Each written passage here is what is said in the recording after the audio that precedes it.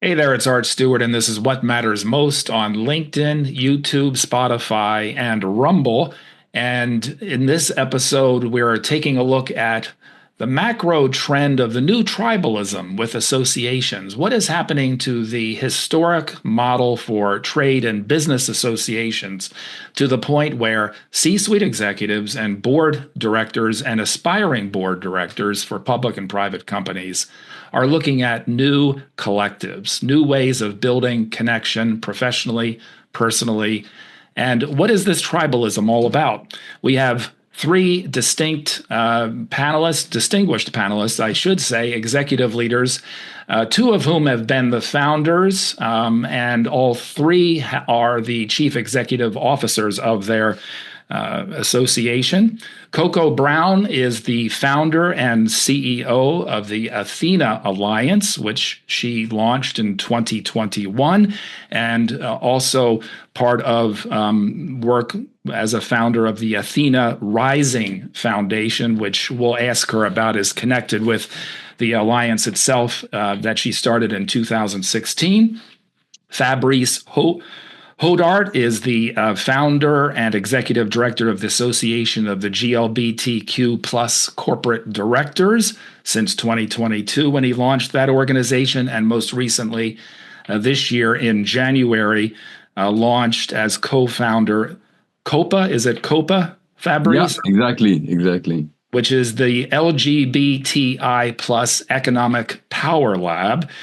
And Ozzy Gramada Meza is president and chief executive officer of the Latino Corporate Directors Association. That leadership post he was appointed to in 2023, but he has held several leadership roles for that organization since 2020. So, welcome everybody to What Matters Most. You all are experiencing exceptional growth just in the few years that you have been in existence. Now, it's not to say that traditional associations aren't flourishing in their own ways, but something is afoot. Something is afoot. And so I guess, Coco, we'll start out with you. What do you think's going on? Well, I think maybe addressing the C-suite aspect of what you've been noticing, because our ecosystem is all people who have 20, 30 years of incredible career behind them. They've achieved a ton. They're in charge of a lot. They've got very dynamic backgrounds. And I think one big shift that's happening is there's this recognition. I think that we will be the last generation, and I mean that not in Gen Z, X, Boomer, et cetera. I mean the people right now who are facing the concept of retirement are the last ones to think about that concept, and everyone that comes behind us is not going to consider this concept of retirement. Instead, they're going to think about themselves in terms of phases and skills and chapters, and how do you configure skills together in certain ways to recreate yourself in multiple times in your life. And so people at my age, 54 years old, we're looking at the next 20, 30 years and saying, how will I maintain professional relevance if I want to or have to? And we're seeking. So I think that's one thing that's happening at this executive level, is this seeking for maintaining relevance, diversifying relevance, building portfolio approaches to our second half careers, if you will. So that's one big thing. I think the other thing that we're seeing in that traditional association model, which is not what Athena is at all.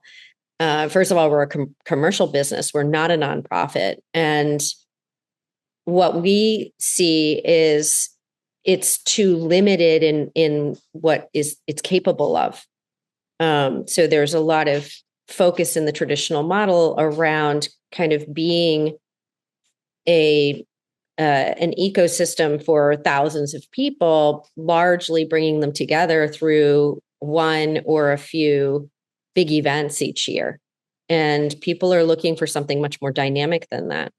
So, but I could go on forever, but I want to give Ozzy and Fabrice a chance to say. Yeah, there's a lot of good stuff to unpack there, but Fabrice and Ozzy, if you could also just answer that first question, what do you think's going on? Well, I mean, if I may, I think we're going to say the same thing, but no, I don't think so. I mean, I don't know that much about the experience of other associations, right? Other professional association. I mean, the reason I created the association, frankly, is because I could see that it's a successful model for diversifying corporate boards. That the way women have reached some success in improving their number in the boardroom. My friend Ozzy, that was the biggest inspiration for the association, right? I've seen how the Latino are very successful, and LGBT people are starting to be conscious of the fact that we have difficulties in the boardroom. We know we have less than 1% of board seats in Fortune 500. We have 1.2% of board seats in NASDAQ. So we had to do something. And so that's the reason why we created the association. Now, you might have noticed I have a slight accent. I'm a Frenchman originally. In France, they had a completely different approach, right? Which is the government in 2010, I think, passed a law called Copé-Zimmermann that mandated diversity in the boardroom. And it has been incredibly successful. There was almost no woman in the boardroom. Today, 44% of board seats are occupied by women in the board seat. 44%. Yeah. And in fact, Copé-Zimmermann is a law that now is the law of the land in Europe. In Europe, you have to have a minimum of 40% women on board seat everywhere in Europe. So as an example, I think the Greek had a quota that was a little bit lower. Now they have to bring it to 40%. They have interviewed companies 10 years after they passed Copé-Zimmermann, and companies have said it was a great way to do it. They love it. They are very happy that there is diversity in decision making in the boardroom. And in the United States, it's not possible because the United States has, historically some allergy to quotas. So that doesn't work, right? And there's a different way.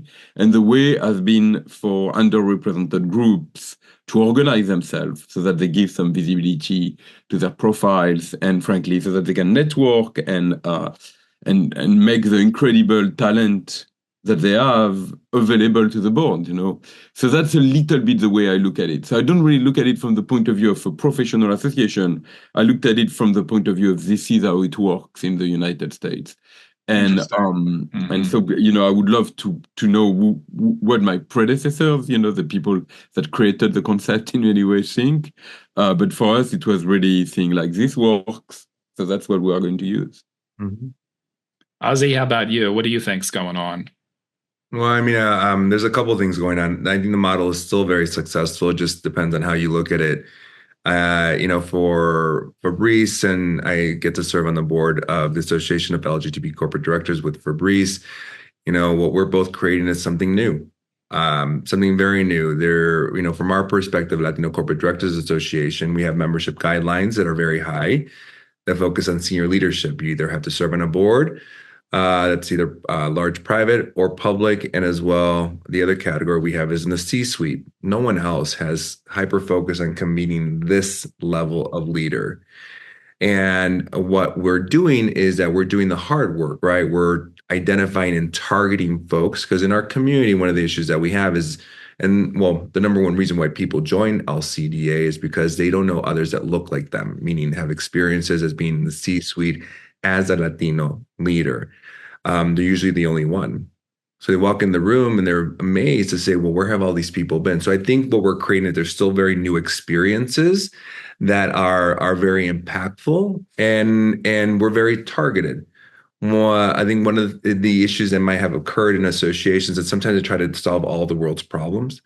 And in that, what they're lacking is finding community, right? They'll have this huge overarching mission, and then they'll have like a committee for executives, a committee for interns, a committee for managers, a committee for this. But at the end of the day, it's still not solving the problem, which is getting very hyper-focused and building select communities that are going to solve a problem. So I think the way that you develop your association and in the focus around it, if it's membership guidelines, your mission, your hyper focus on an area, it's super important. So I think there has to be a level of assessment. Are we trying to solve all the world's problems but not getting anything done? or can we hyper focus on one piece of the problem and make change happen? So I think there's still value there, but I can see there is potential concerns. The other piece of it is just the idea of intersectionality. And I'll add one more piece of it, why it's important, because the next generation, who knows what they're going to really feel like they identify as. I think we have these very focused areas of identification, Latino, Asian, Black. But, back a personal story with my daughter and son who were born via surrogacy, we're trying to raise them in a Latino, Polish American household. But who knows what they're going to face in the years to come in terms of identity and where they connect with. If I could just double down on what they both just said. I mean, one thing that we do a lot of partnering. So we partner with women in product and women in revenue, and sort of that cross pollination, and that what are you great at? What are we great at? How do we make something that's where the whole is greater than the sum of the parts is a really important feature of figuring out how to solve problems in the world. And if you're really committed to solving the problems in the world, then you're not committed to being this isolated, association in and of itself. I went to an LCDA event in LA recently, and I think one of the things that the three of us hold in common is women are half the sky. Latinos in America are the fifth largest GDP in the world. And if, I personally believe that gender is on a spectrum. More and more people really do understand that is not a small fraction of society. It's a really big fraction of society. And so the misrepresentation at the very top is a huge motivation for women and people of various, races and cultures and LGBTQ. And it's hugely motivating because we know we're not tiny. Mm-hmm. Well, Coco, let me ask you, because I think you first used the term, and it's worth unpacking a little bit, which is this notion of an ecosystem, right? Yeah, definitely. I mean, I think as an example, there's an organization called Women's Executive Leaders of Florida. And they're doing a great job of capturing the executive ecosystem of Florida. So why would I abandon that when I'm bringing people into our ecosystem, into Athena and what we do? Rather, we came together and said, hey, look, every woman of Florida that maps to both of our communities, which they do map to both of our communities, should be a member of this other thing called Diamond. And that is us together. And so that ecosystem concept doesn't then deny the strength that already exists. It actually tries to pull on the strength that already exists. I think Gaingels does a great job of this. Gaingels is they're building a great ecosystem. Everyone's working with Gaingels. They do a lot of lots and lots of transactions, and they reach out to all three of our communities, I'm sure, for talent and for access to talent. And in the way that they do that very freely, they make us feel a part of their ecosystem. So, Ozzy or Fabrice, how would you interpret this concept of ecosystem, and how has that worked into the model for your groups? Fabrice, where'd you go? Yeah, I would say, what is kind of fascinating is that there is such a huge number of people in business just by the sheer fact that the population has grown tremendously, and also that people are much more connected than before. So you might be serving on a board on the West Coast, living on the East Coast, a few half a century earlier, it was completely impossible, right? It was very difficult. So in many ways, it's difficult sometimes for people to find a way to make themselves visible to the ecosystem, right? And when I'm thinking about this, I'm thinking about the boardroom ecosystem, which is a kind of a world of its own. There are players like the National Association of Corporate Directors, or the Private Director Association, or the New York Stock Exchange, that are very specific to the United States. You have to know these players, and maybe if you live a little bit at the margin of the ecosystem because of historical reason, right? You might be completely oblivious to the way the ecosystem works. And so someone has kind of to bring you in and maybe show you what is the vocabulary, what are the location where people meet, what is essential, what is kind of superfluous. That's a little bit the way I look at LGBT talent, is that even though LGBT talent is there, they live somewhat at the margin of the ecosystem. And what the association does is that it brings them in the ecosystem, right? And it kind of connects them. And then frankly, we don't do much more than that, because the talent speak of itself, and LGBT people, when they are given the opportunity, usually will contribute in great ways. One of the things that I've noticed that has struck me a lot in the past 2 years is that once underrepresented group make it in the boardroom, they tend to be in high demand. Because frankly, women that got to the top of business, despite all the obstacles that they meet in their career, tend to be exceptional talent. Latinos that make it to the top of business, despite all the bottlenecks that exist, right? And the barriers to entry that exist, tend to be exceptional people. And so in a way that's very reassuring, right? Because the only thing that you need to do is you need to give them an entry point, and then frankly, their talent speak by itself. And that's a little bit if you want, the theory of change that we have, which is bringing people that are a little bit on the outside into the inside crowd.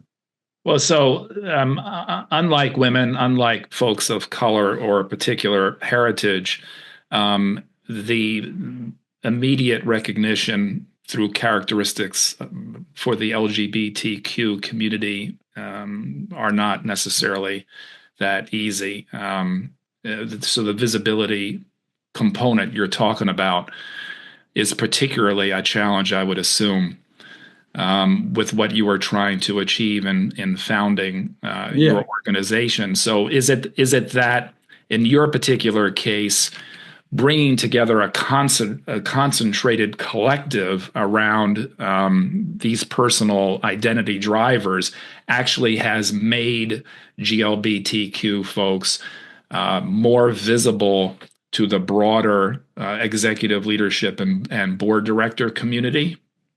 I think that's kind of a fascinating topic. I could speak about it for hours. I don't want to hijack the conversation. I think one thing that is worth noting is that we are not the only community in that situation. Sometimes I meet members of the Latino Corporate Director Association, and there is really nothing in their name or their appearance that tells you that they are Latino, and yet they happen to live in a Latino community and have a Latino background and attached to the Latino identity. So we are not the only people in that case. But there is an additional thing for LGBT people that actually may be Latino experience too, which is that in that specific age range, like, let's be honest, people that are at the top of business today, they still remain into that 55 to maybe 65, 70 years old range, right? Of course, there is very successful young people, and there is also very successful older people, but that generation had a very weird experience in which, frankly, they were asked to be extremely discreet about their sexual orientation. And they were asked to try to pass and make the fact that they were LGBT forgotten. And now it's changing a little bit. First of all, I think the shame to some extent has disappeared, and sometimes that's something that has been difficult for me to explain to corporate secretaries, right? They will say, well, I cannot ask my board member if they are LGBT, that's vulgar or that's offensive. And I'm like, no, things have changed. LGBT people are very happy to self-identify. But I think, another aspect too is that LGBT people still sometimes are concerned about prejudice in certain industries. They're a bit afraid that, okay, well, maybe I will be welcome in consumer goods, but then as an LGBT person, I will be perceived as being not trustworthy in manufacturing, right? And so they have to navigate that a little bit. And finally, the third aspect, which I think is extremely interesting, is that LGBT people have to come to terms with the fact that being LGBT is not neutral, right? That in many ways, we have an extremely singular experience, both in business, but also, frankly, as human beings, right? The fact that you are born in a family where you sometimes you have to be, you cannot really trust the people you should trust the most, your parents, your priest, your teacher. The fact that you have this experience of, particularly for that age range of extreme discrimination, that leads you to have a complete different lens on life, but also on business. And that's something we're still trying to define, but there is a peculiar value proposition of LGBT people based on their life experience. And I think people understand that's true for women. They understand that it's true for people of color. They don't always understand that it's also true for LGBT people. Ozzy, your understanding of the ecosystem concept and how you've applied it to your organization. Well, all right, I'm just beaming right now because just the conversation we're having together, and I think we, one of the goals, and this is the ecosystem, is just understanding how we can create it in the most efficient way and the most impactful way. Our job as leaders of our associations is to understand how to put the puzzle together. I've seen, and identifying as a gay male, a Latino, really into communities, I believe, have an identity crisis, an issue, and visibility issue. I'm really gravitated to trying to figure out what is the solution that we can offer, and it goes back to creating an ecosystem that is not just singularly focused on making sure that you are the association that's going to solve all the world's problems. And I know that I'm not as good as NACD for educational sort of programs. I know I'm not, and I don't have the resources to be. I know I'm not as refined as Athena Alliance and some like mentorship and like very focused. What I hear the greatness of Athena Alliance and the work that they do. So what do? We say, okay, well, we know who we are. At the same time, we know who's making the decisions, which at this point, 70+% of boards are held by, white Caucasian. So be in those ecosystems that are making change. So that's why we recommend to our members going to NACD, being part of Athena Alliance, being part of LGBTQ corporate directors, because the biggest mistake you would ever make is you put all your eggs in my basket here, because I can only offer you one piece and one perspective.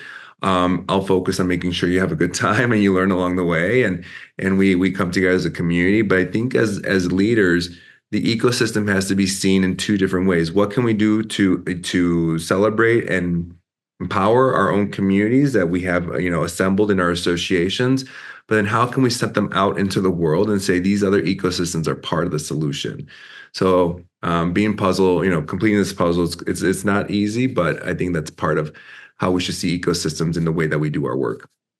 So how much is the mission focus, which is very front and center with all three of your organizations, which I think is part of the differential to the traditional association, right? Because a trade association is obviously focused on very specific advancements or addressing concerns, often addressing legislative issues in a particular industry or vertical. But all three of your organizations have a wide mix of representation in terms of professional and industry experience and expertise. But the overriding driver, at least as you have described it, and is readily discernible when you investigate all three of your organizations, is the mission. And the mission is partly to bring a collective together who self-identify from their personal characteristics, a life experience that goes along with those personal characteristics, particularly some of the struggles that women leaders have had to go through to get to the top positions in C-suite and board. So I'm wondering, where does the mission piece for you all fit, and how you drive the growth and attract future members of your collective? Coco? Yeah. Well, I look at the layers. The vision is the piece that is, or your purpose. The vision that you have is immovable. It doesn't change. And for us, that has always been that we want to see the demographics of professional the professional world, at the top of the professional world, mimic the demographics of society as a whole. That isn't a statement specifically just about women, right? That's us saying we want to see the world mapped properly at the top. And so that is a driver for us that makes us very friendly to all sorts of organizations, particularly Ozzy's organization, Fabrice's organizations that are pushing for the kind of equality at the top that we don't see today, right? Our mission, so our mission is more of the, if you think about Mission Impossible, your mission, should you choose to accept it, is very different than the vision that Tom Cruise is operating under, right? But the mission changes, and it's like, you got to go do this thing, and the how is by any means possible, right? So our mission is really focused today around women, because women are half the sky, and we capture a lot when we capture women. And we look at, how do we make sure we're aligned in capturing women across industries, across roles, across LGBTQ and race. And so we definitely care about that tremendously and think about those elements, which also inspires us further to look at who is doing really great stuff out there that could be elevated by being partnered with, as opposed to competing with, right? Like there's so much of this problem to go around. It's better for us to partner than to compete. I wonder, one of the elephants in the room right now, obviously, is the controversies and the pushback that have been taking place, especially in the media coverage over the last 12 to 18, maybe 24 months around DEI and B, diversity, equity, inclusion, and belonging programs. I wonder if we could go around the panel here and ask you, what is your take on the current pushback? How are you, as an organization of leaders so your member leaders are dealing with this issue in their roles within their organizations themselves? How are you dealing with it? Where do you think we're going with it? And what do you expect will be the outcome when sort of everything settles down? We seem to be kind of have hit a plateau with all the debates going on, and now we seem to be looking for, where do we go next with all of these programs, ESG, corporate responsibility programs, diversity, equity, inclusion, and belonging programs?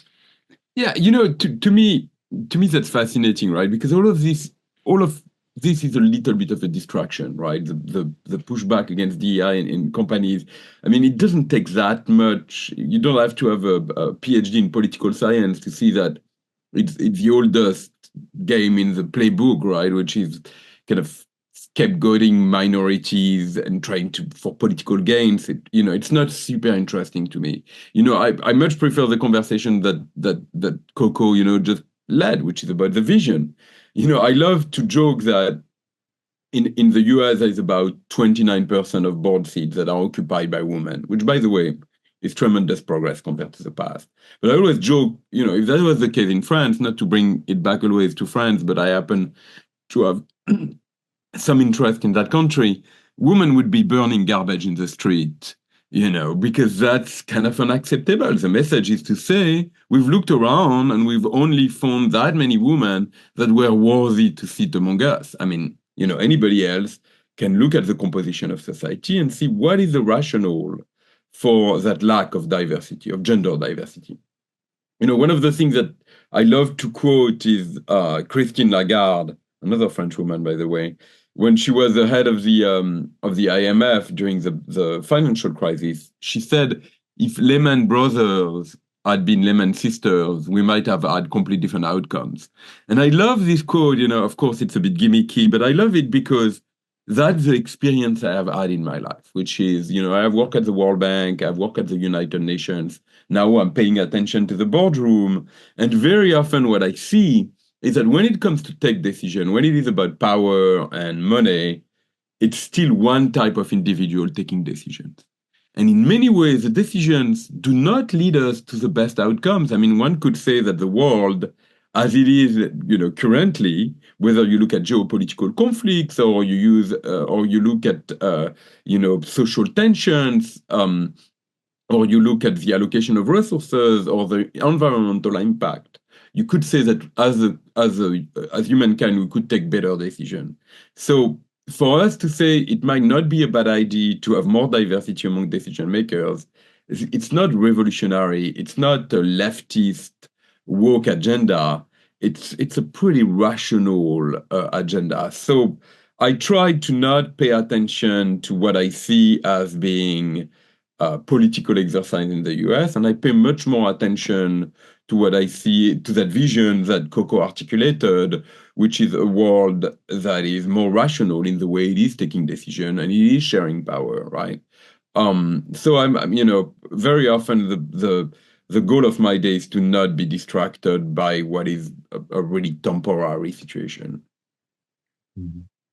Ozzy, what's your take on what's happening with the pushback on DEI and B? Yeah, I mean, doubling down on what Fabrice says, we just came off our largest member and partner only meeting at Latino Corporate Directors Association, and we had over 450 leaders, and Ford Motor Company, who's been in the news, is one of our key sponsors.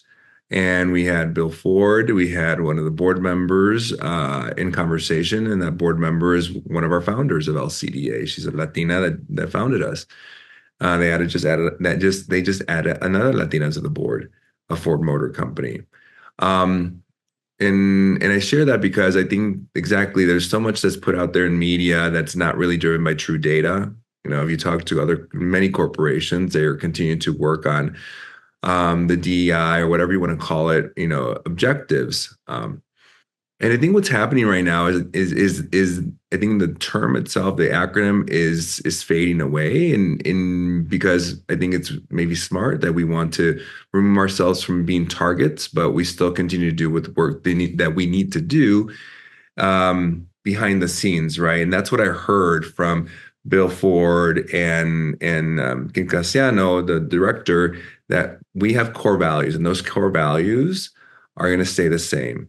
And that's what we have to continue to think about. So I think the data needs to be more front and center, because the data does show that corporations are continuing to do the great work of inclusive governance or, inclusive management and all that.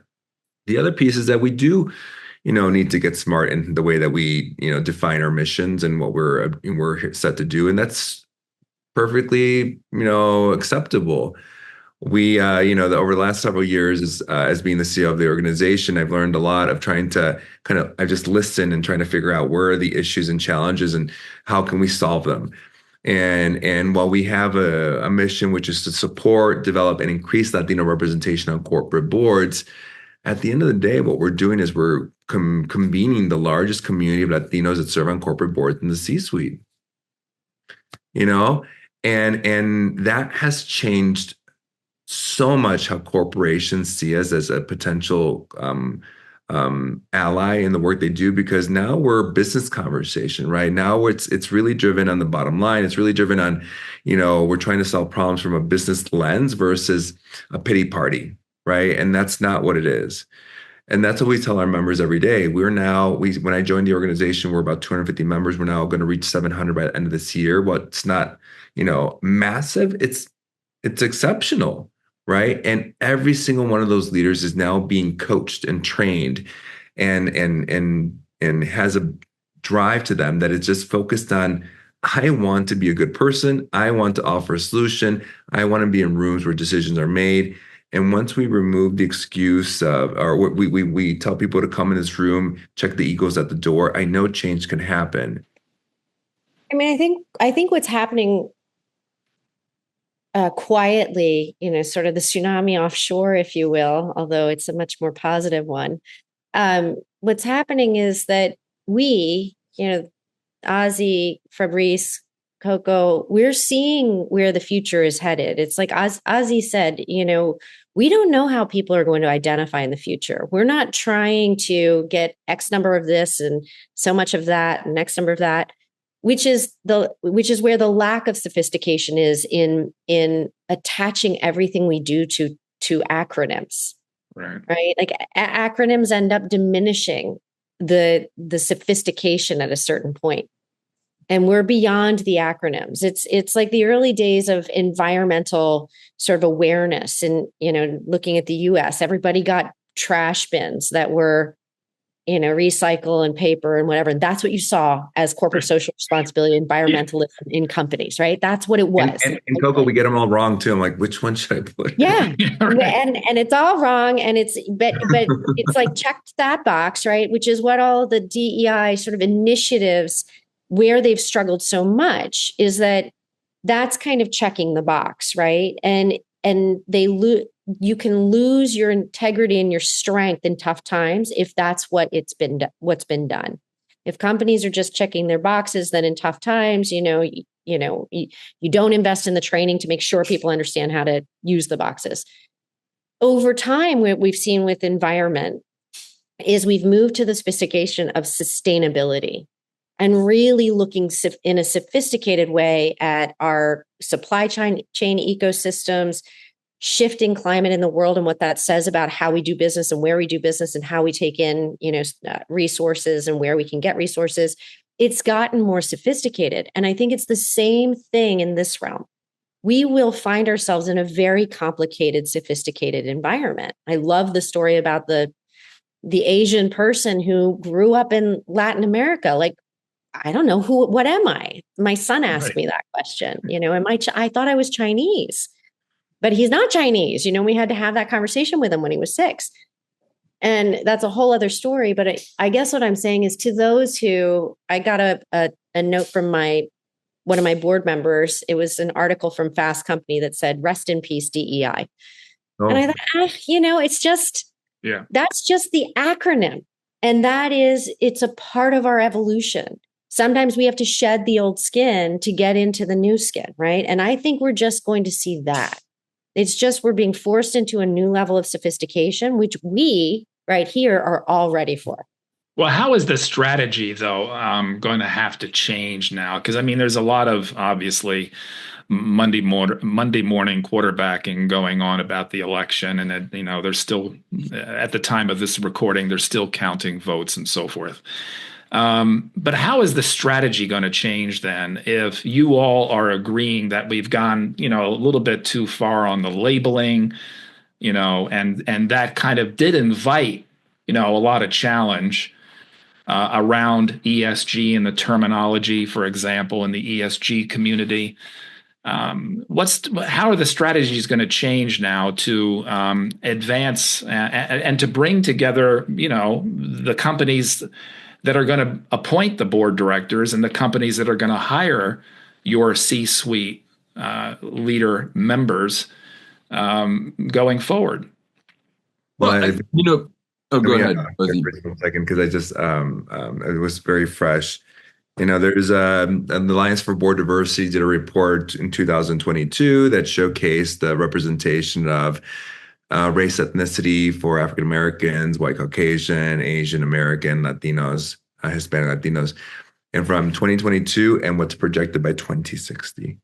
And by 2060, African Americans will be 25%. This is a project 25% of Fortune 500 seats, while Latinos will only be 9.2%, and we're 20% of the population, right? And today we're at 4.7%. So we're not even going to double in those matter of time, right? So I'm giving that for context a bit. And also is to say that another question we get all the time is like, we need to be more like the African-American community. I'm like, well, what are they doing? Right? Because, I like Coco and Fabrice, like we have our eyes and ears on what's going out there as best we can. And I don't see them going out guns a-blazing, like, throwing fire, bombs in terms of like, getting their message out. What they're doing is what we should be doing, which is our strategy should be focused on doubling down on the community, making sure that we build this organization with like-minded, passionate people that meet certain guidelines in terms of membership, right? We want to make sure that's very, very clear so that we create a safe space where they do what every other community has done for years, which is to support each other and elevate each other. At the same time, bring Coco in, bring Fabrice in and say, hey, let's have a party together.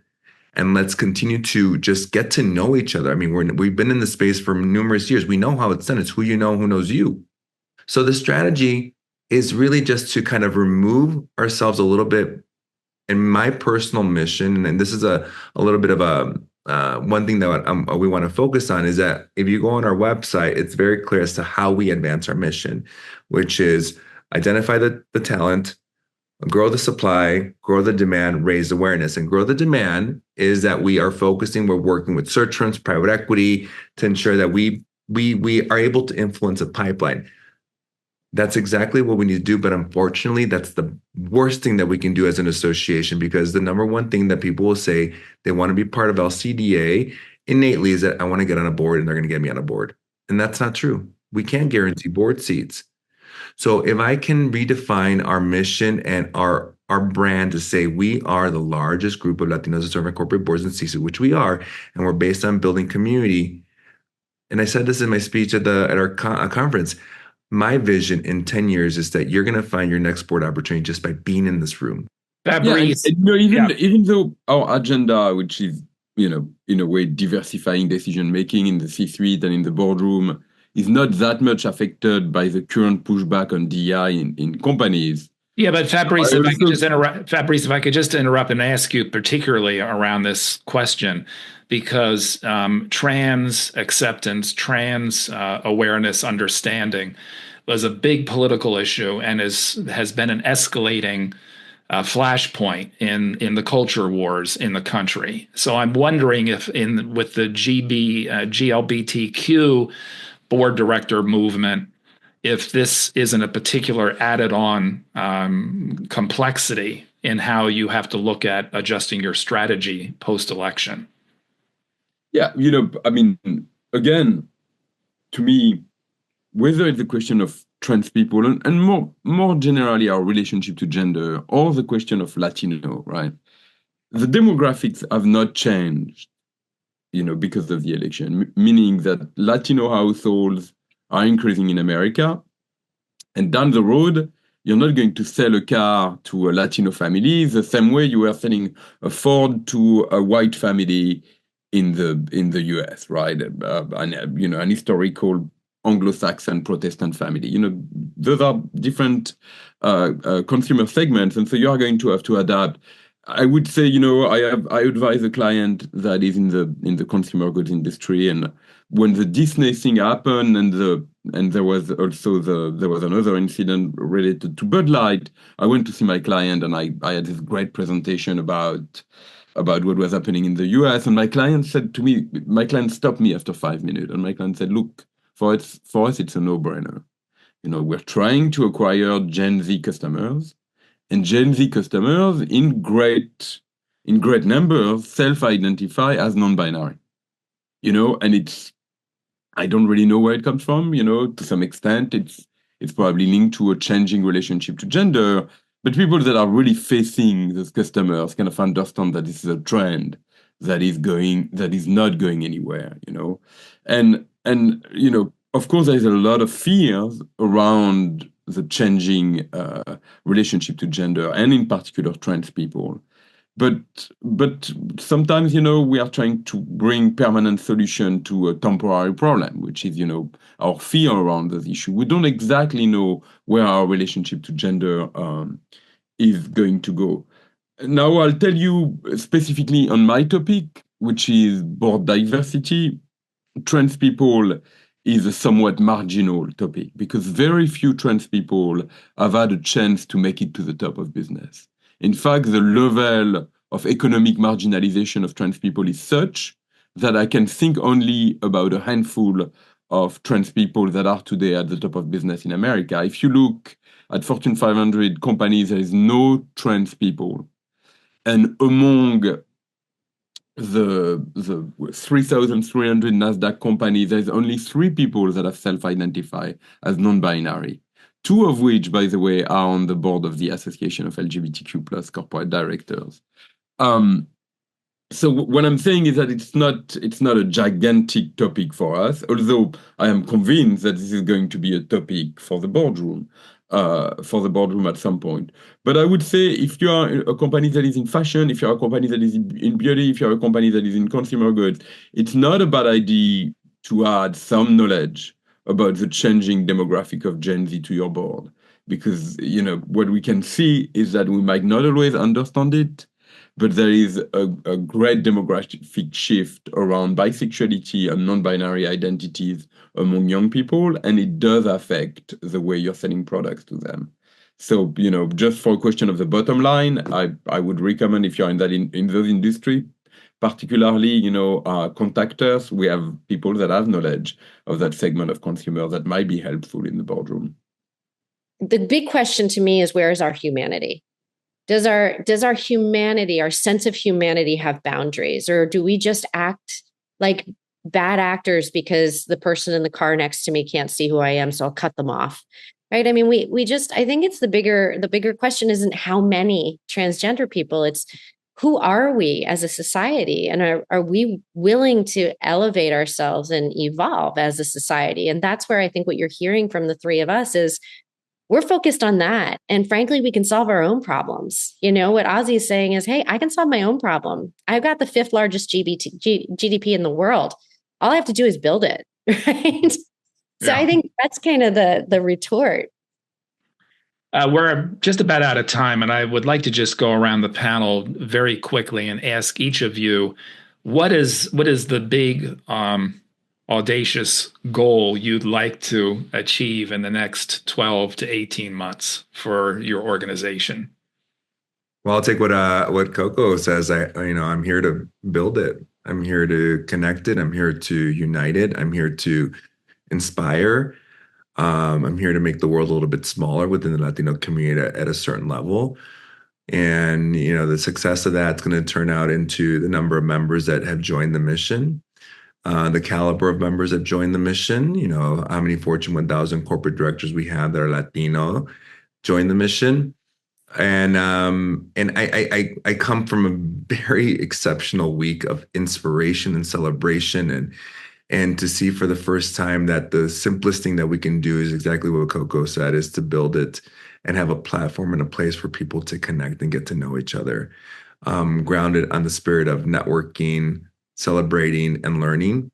So that's what we're focused on. And lastly, is to continue to work with Coco and Fabrice and say we're not so different. We have a common mission, and that's the other piece that I want to focus on. I'll just say what Ozzy said. I mean, it's pretty much the same for me.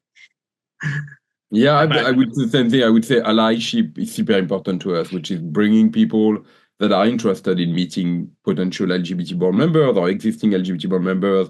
Yesterday or 2 days ago, Ozzy brought Latinos to a dinner of LGBT people we had, and it was kind of amazing to see, Latino men and Latino women that are straight and cisgender that were interested in meeting LGBT board members. And I think we have to do a little more of that, working a little more with the other organization, because if not, it's a bit of a losing proposition. Coco Brown is founder and CEO of the Athena Alliance. Fabrice Hodart is founder and executive director of the Association of GLBTQ+ Corporate Directors. And Ozzy Gromada Meza is president and chief executive officer of the Latino Corporate Directors Association. Thank you all. Art Stewart here for What Matters Most on YouTube, LinkedIn, Spotify, and Rumble. Please join us next time. We'll see you then.